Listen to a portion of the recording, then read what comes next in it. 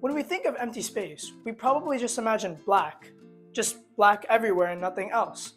But what if I told you that on the quantum level, space is really not as empty as it seems? On quantum scales, all quantum particles can be expressed as thin sheets known as quantum fields, which exist everywhere.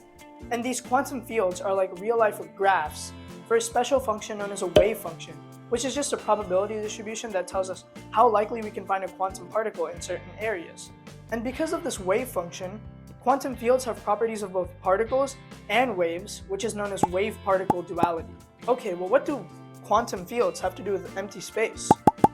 Well, empty space is a vacuum, which is defined as a volume in which matter and energy are at their lowest possible states. So for matter, this means that nothing is there. But quantum fields in a vacuum have wave-like properties, meaning that they naturally fluctuate. These fluctuations give the vacuum energy, which is known as vacuum zero-point energy, or just vacuum energy for short. Now here's something really interesting. This equation here tells us that energy and matter are directly related to each other. This means that the fluctuations in the quantum fields actually cause vacuum energy to turn into particles, specifically particle-antiparticle pairs known as virtual particles. However, don't get too excited because their opposite charges cause them to annihilate each other almost instantly after they're created. So why are virtual particles and vacuum energy even important?